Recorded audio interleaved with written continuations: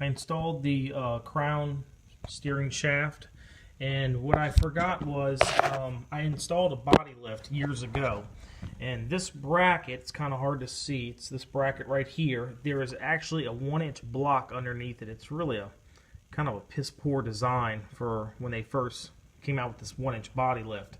So I just ordered off of Quadratech. There's another bracket, same as this one, but it's extended another inch. The way this is bolted down there, it's just a crummy design. But I mean, it kind of worked for a while, but there's just so many bolts trying to have them to tighten them up in a tight place. I'm just going to eliminate it, ordered a new bracket, and hopefully it'll be here in about a week or so. And what it does is, if other people that have body lifts out there, if you have, say, a 1-inch body lift, or you have more body lift, if you keep this bracket down without a 1-inch block of some sort raising it up 1 inch, it will throw off the angle for the steering drive shaft here, steering shaft, and it will give you all kinds of problems. The bearing here will clearly wear out a lot faster, and it's just no good. You need to do it the right way. I installed the intermediate shaft, they call it. This goes into the steering column. My original one really wasn't bad, but I just went ahead and just replaced them all just to be absolutely sure.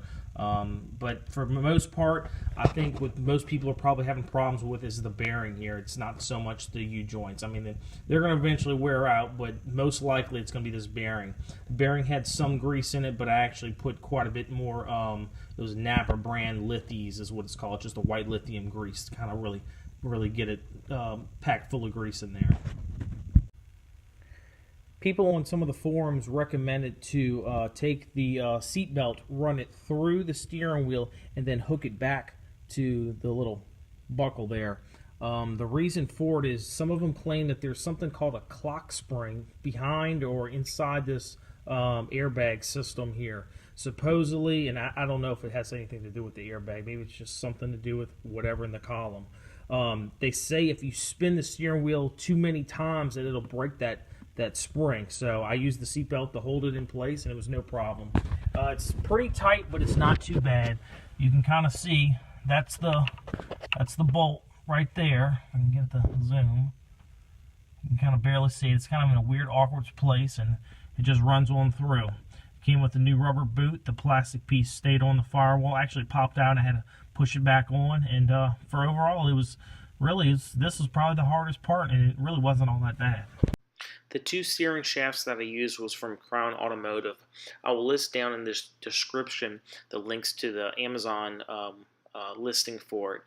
The longest one, which went to the gearbox, was I believe 163.50, while the shorter intermediate shaft was 103. Amazon really had the cheapest price of all the places that I've looked. Other places were selling these shafts for about $200 a piece. Some of the aftermarket shafts were well over $600, and I didn't see it worth it.